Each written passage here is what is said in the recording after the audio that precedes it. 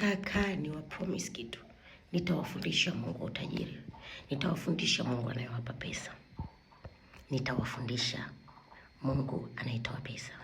Nitawafundisha Mungu ambaye sio kuteseka, Mungu ambaye anaisafisha nyota yako. Nitawafundisha Mungu ambaye anakuimarisha, anakurudisha, Mungu ambaye anayekufanya utajirike. Nitawafundisha Mungu wa kweli, Mungu ambaye aliweka ardhi na mbingu, Mungu ambaye anaotesha miti bila maji, bila kunyeshelewa, Mungu ambaye anaweka bahari ambayo inaweka maji milele na milele haikauki. Ndivyo ataweza kuweka kububujika katika maisha yako. Nitaenda kuonyesha Mungu wa kweli, sio Mungu tuliofundishwa, Mungu wa uoga. Nitawafundisha Mungu wa upendo, Mungu utajiri, Mungu wa furaha, Mungu wa starehe.